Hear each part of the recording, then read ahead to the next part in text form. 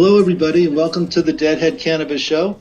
This is Jim Marty calling in from beautiful September weather in Denver, Colorado, 76 degrees and not a cloud in the sky. Larry, up in Chicago. Hey Jim, how are you? Great to hear from you again.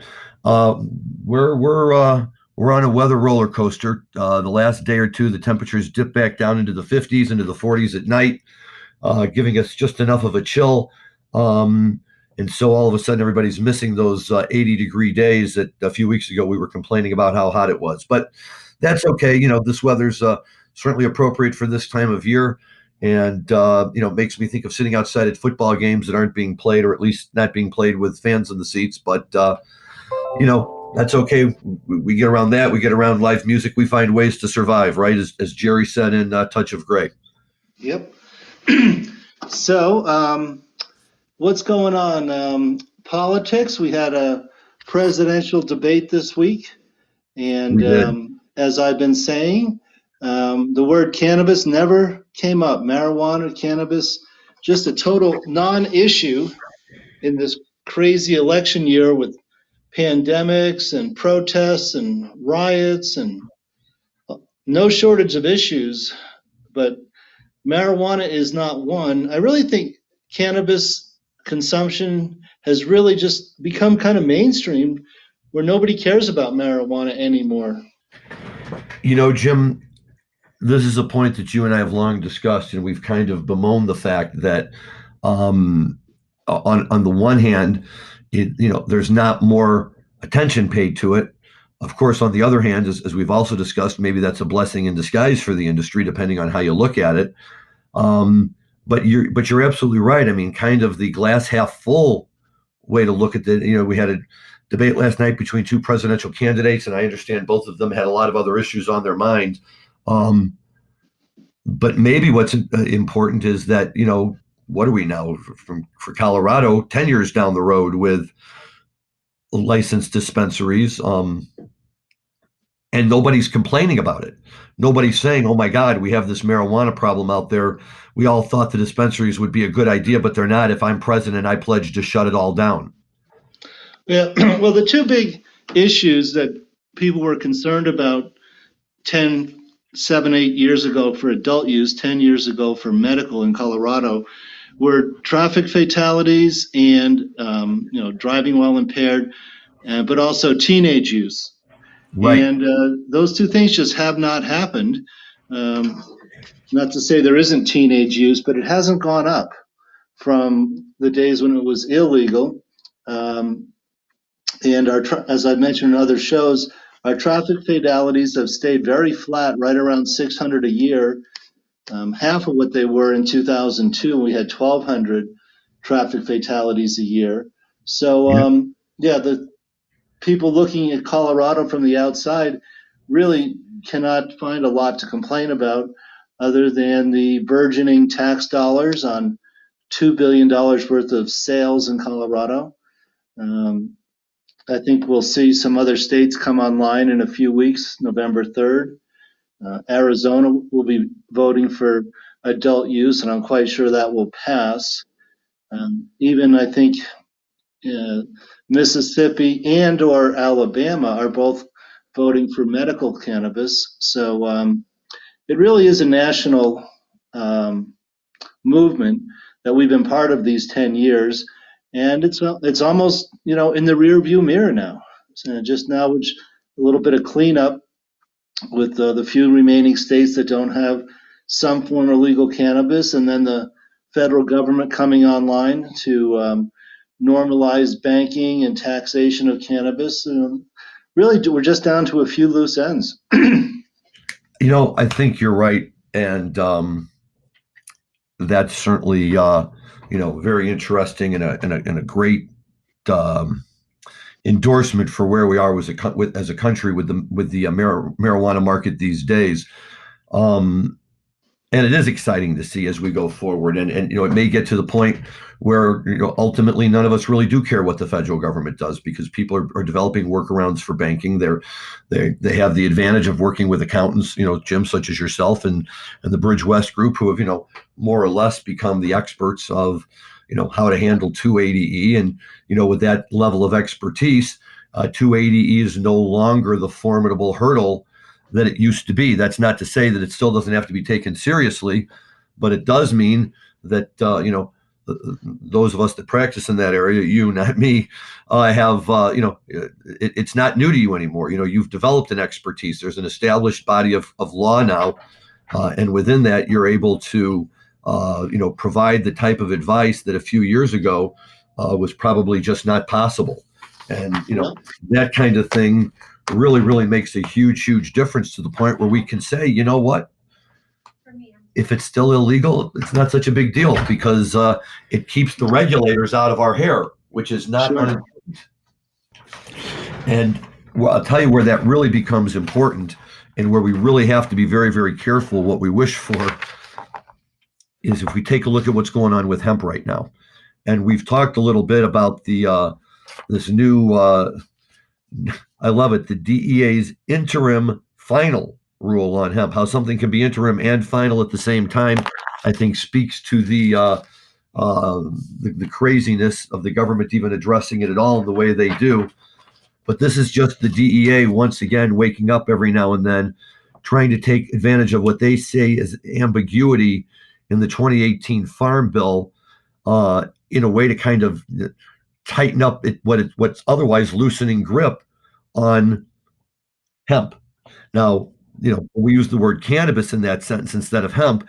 I think that's where a lot of the trouble comes in because, the DEA, like a lot of other people and groups out there, don't seem to want to really recognize the very clear distinction between marijuana and hemp, right? So what we do now is we have, once again, like, what was it 2016 or 17 when the DEA came out with their last set of quote unquote interim rules, and they were trying to give CBD its own Controlled Substances Act identification number.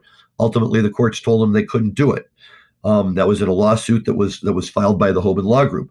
The Hoban Law Group has now filed a lawsuit in the Ninth Circuit again, contesting these newest set of rules and contesting whether the DEA even has the jurisdiction to be able to even promulgate these rules, let alone try to enforce them in terms of what they're talking about.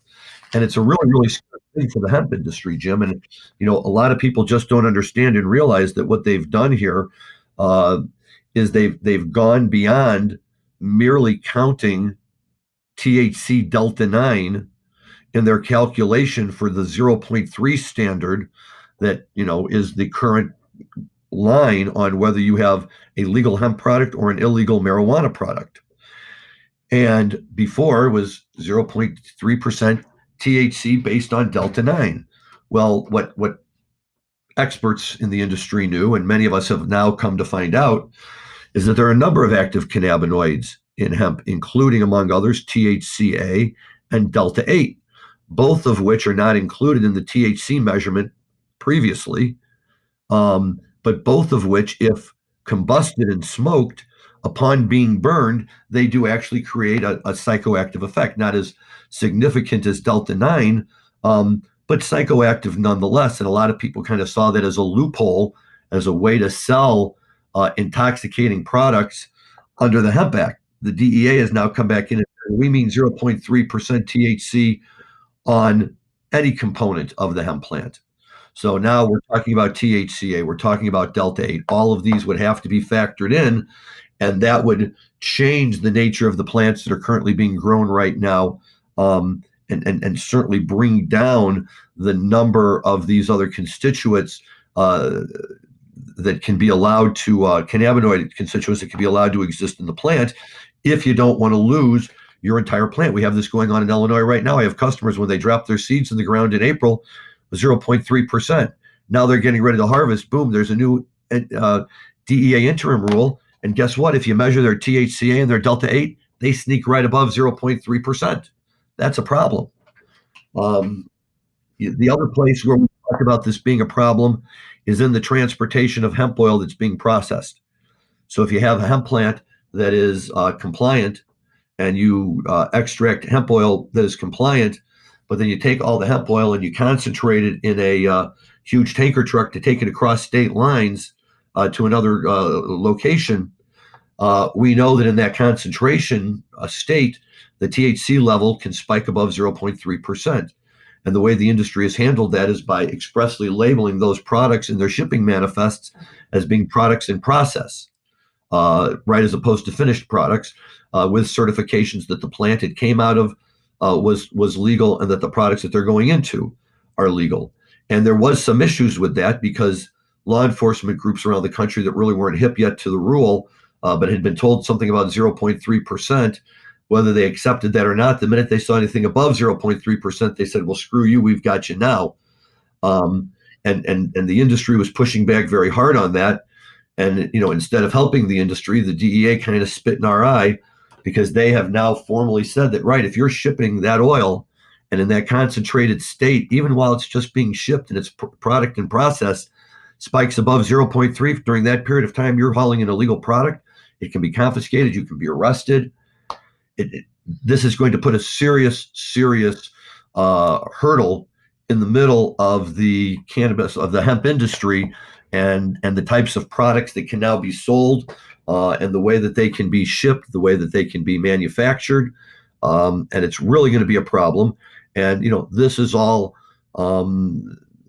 not entirely a result of hemp becoming legal, but certainly with hemp being legal, it has attracted the attention once again of the DEA and the FDA with their food rules and everything else.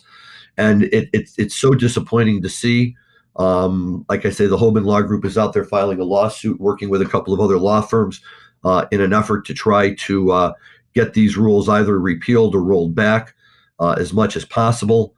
And why the DEA feels compelled to continue to go after a substance as benign as hemp, right? You and I understand, Jim, that the casual listener might not understand really, but you and I understand that if we're talking about a cannabis product that's under 1% THC, you're not going to get.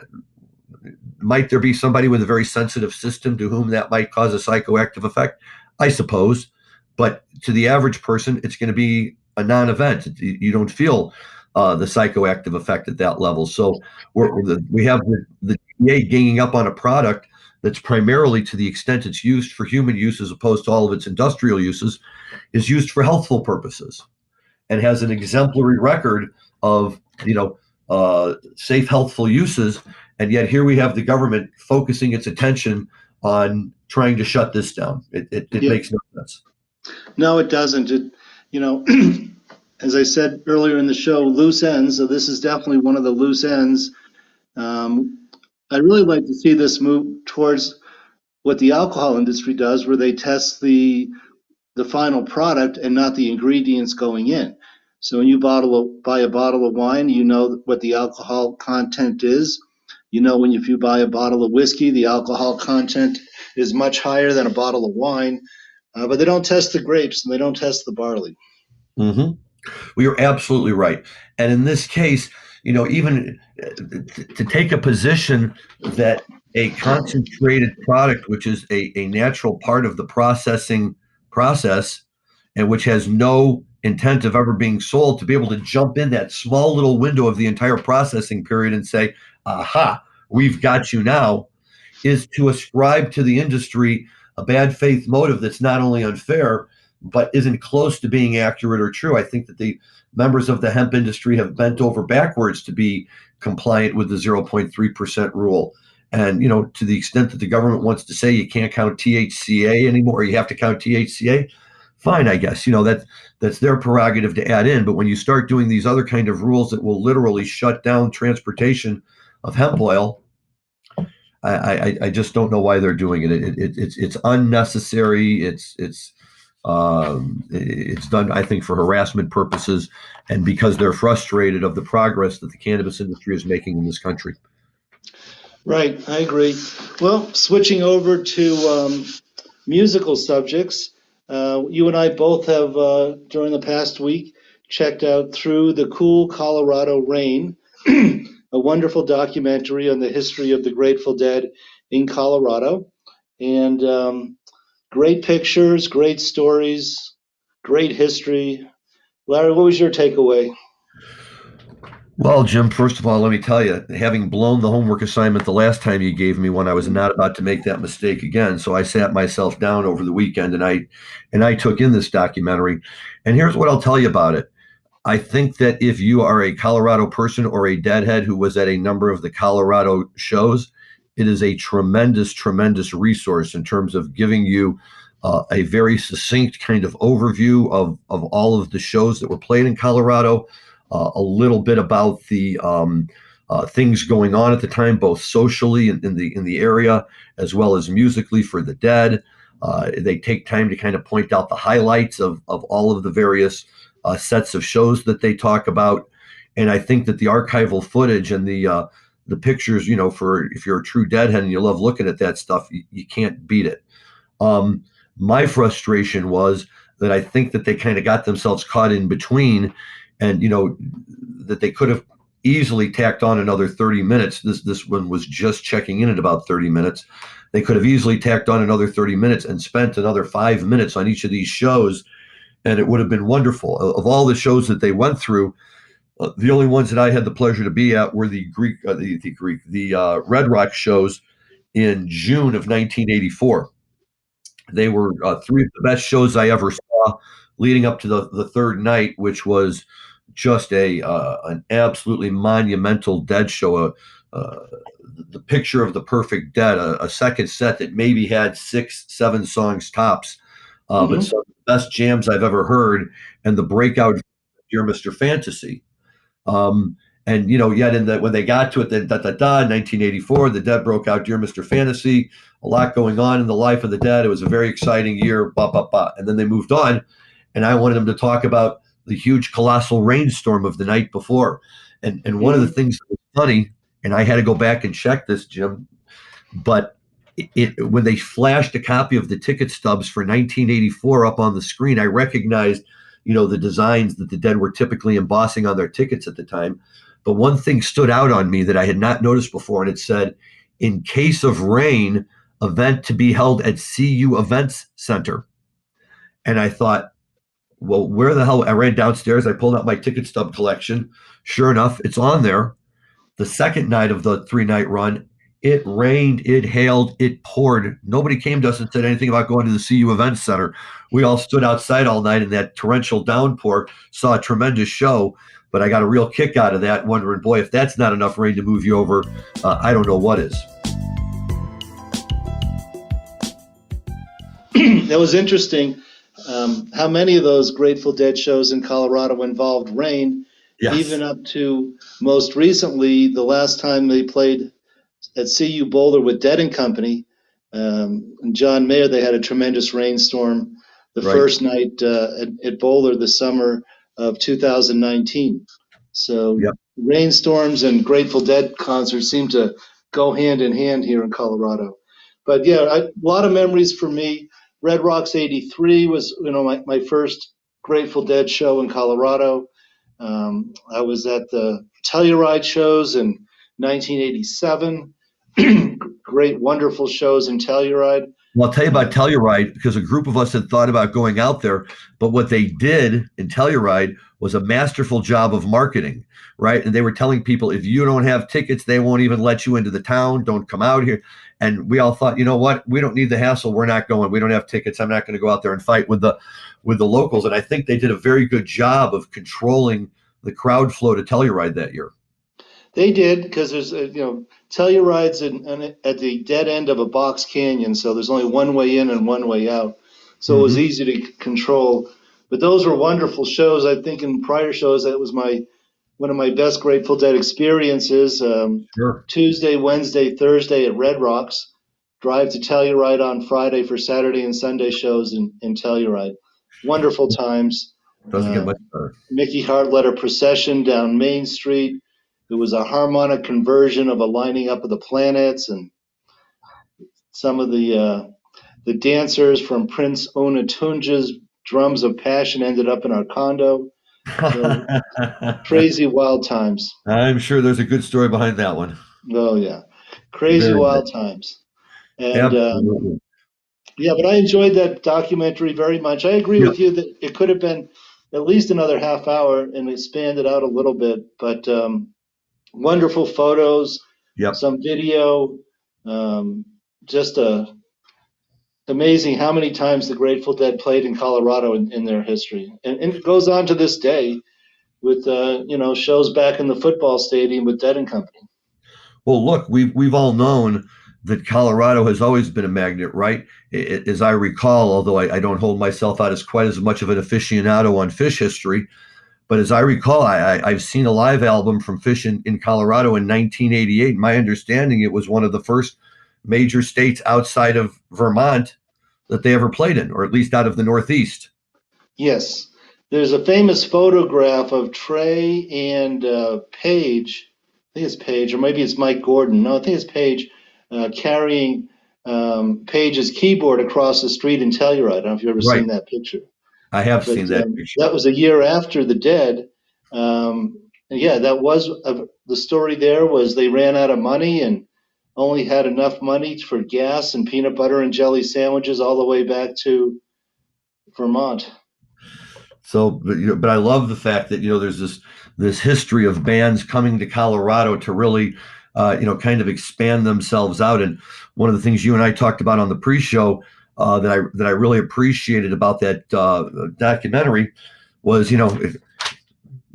I can always learn something new every time. And one of the things that I found fascinating, and this was based on the detail they provided, was that the very first shows that the Dead played in Colorado were at a branch of the Family Dog that had been established by Chet Helms and his crew out in California as a regular venue in which the Dead played over on the Great Highway along the ocean there. And I had no idea that there was ever a Family Dog that had been in Denver, let alone that the Dead had played there. And I found that to be very cool. Yes, I was wondering what the address was of that, if the building is still there.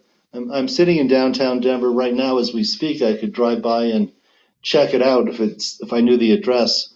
So, well, that's all very interesting.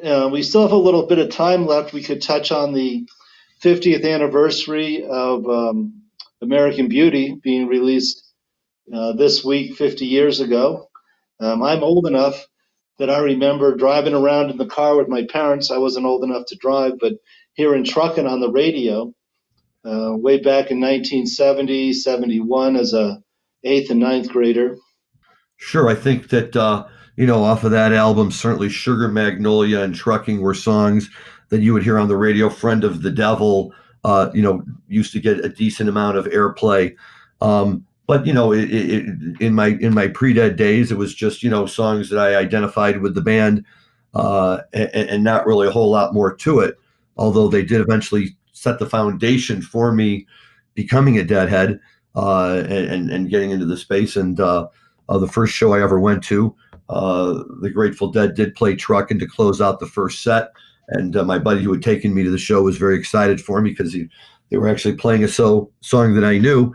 But it's hard to believe that 50 years has gone by since American Beauty came out. And what it requires us to do, Jim, is to really take a minute and look at this album and just appreciate how magnificent it is. And by saying that, I don't mean to diminish Working Man's Dead, which came out at the same time, and I think out of the same creative streak as the boys broke away from their hardcore psychedelic persona and became more of a Americana type of band, if you will. But what we saw on American Beauty and Working Man's was the beauty for the first time really to experience the beauty of Robert Hunter's lyrics and Garcia's ability and Weir to put music to these tunes in a way that most people could appreciate. Your average Deadhead, I think, will tell you, "Oh man, I love Oxymox, I love Anthem of the Sun." But I don't think that your average person off the street, if you sat down and started playing them Anthem of the Sun, would sit through the entire album. You have to really have an interest, a hard interest in the Dead and in that period of their time and that way they played music. But I would be willing to bet that putting on American Beauty could fit in just as nicely as all the Beatles music we always hear in the elevator or public in public settings. It's It's a beautiful album. Every single song on that album stands alone in its own right as being a special song. Any one of these songs, if you heard any of them at a concert, it automatically made the concert better. And if you heard more than one of them, it really put it over the top. And what the Dead are going to do is they're releasing their 50th anniversary. They've been doing this with all of their albums as they get to this stage. So they're going to be releasing their special 50th anniversary of American Beauty with all sorts of great information and other stuff.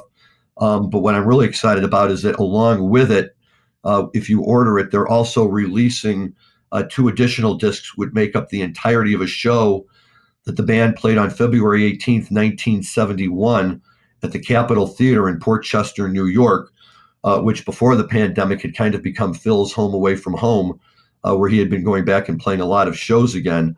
But the Dead used to play there quite a bit in the early 70s. And what makes that February 18th show stand out, and there's a number of things, but it was the first show ever for some tunes that formed the backbone of the Dead canon of songs. Wharf Rat, Playing in the Band, Bertha, Greatest Story Ever Told, and Loser were all broken out that night for the first time ever, along with the Dead also playing St. Stephen and Dark Star, which, I think if you're trying to look for something that would say, where's a real crossroads in the Dead career, that show has to be it, because you've got the old psychedelic part of it, but here they are, showcasing and displaying some new tunes that are all wonderful, but not the kind of tunes that you would have found on Axa or on Anthem of the Sun.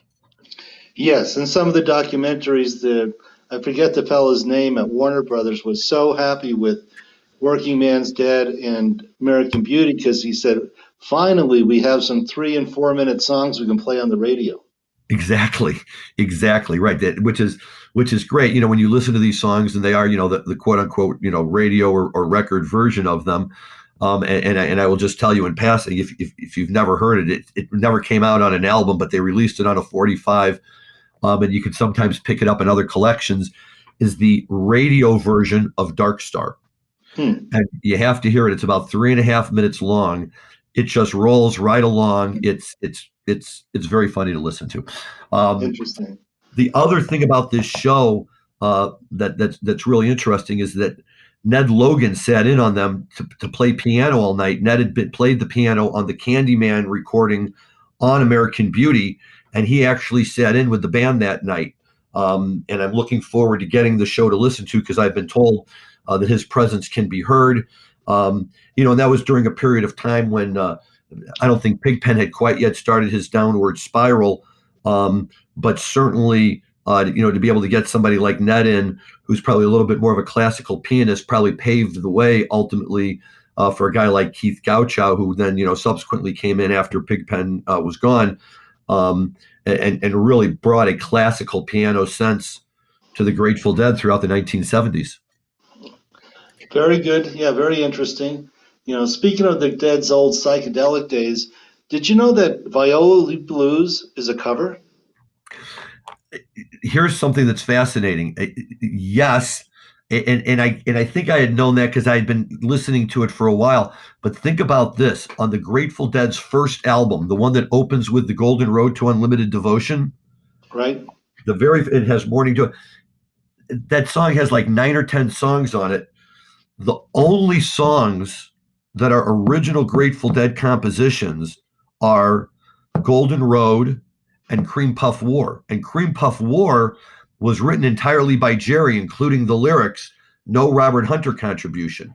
But every other song on that first album, "Cold Rain and Snow," "Morning Dew," songs that we think of as being, standard classic Grateful Dead songs, are in fact cover tunes. Yes. We only figured that out. We were listening to Viola Lee Blues at the house, and I wanted to check out the lyrics. I went to my Grateful Dead song book, annotated, and it's not there. Right, exactly right. My wife looked it up on her phone, and it was written like in 1925, and I forget the man's name, but it was an old black blues singer from the South, I would imagine. Maybe I'll do a little research on that for next week's show. Well, that would be great. And Viola Lee Blues is a special song. Years ago, they released a CD called From the Phil Zone, and it was a random collection of about 9 or 10 different live recordings of particular songs that Phil had picked and put onto one album. And one of them was a version of Viola Lee Blues. And in the liner notes, Phil talks about how, in the early years of the Dead, that was their jam vehicle, that tune. Before playing in the band, before a lot of those songs, when they were looking for a song they could just play and stretch out, it was in fact Viola Lee Blues. And on some of those versions, they stretch it out 15, 20 minutes, for a song that has very, very few lyrics, but a very distinctive sound and melody. But here's, I think, an indication of the importance that it had in the Dead catalog. In the late 1990s, Phil Lesh had to have his liver transplant because of his hepatitis and his other conditions, which he was able to do, and gradually brought himself back to health and got to the point where he was ready to come back to live performances again. And so he planned his first live performance post all of this to be at the oh goodness, I can't think of the name of it now, in San Francisco, the really fancy place, the not the Fillmore. I'll think of the name of it in a minute, but the Warfield Theater, and with Fish as his backing band. Although I don't know if people knew that Fish was going to be his backing band in the show. I have a tape of it. The show starts with Phil and his 2 young sons, Graham and the other one, who are now regular members of his band. And they came out in front and they sang "Hello, Old Friend" a cappella, brought the crowd down, in tears and everything.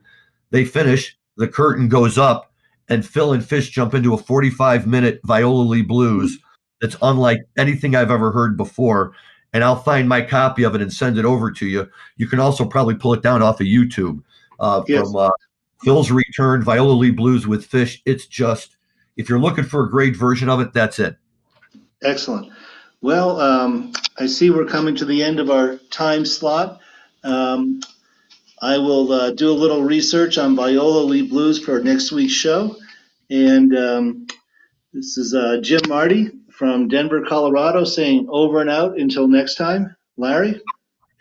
Jim, thanks again as always. It's always the highlight of my week to be able to sit down and spend a few minutes with you talking about the Grateful Dead and marijuana. And this week was no different, especially getting to talk about an album like American Beauty that for so many Deadheads, I'm sure, really, was their gateway drug, if you will, into the band.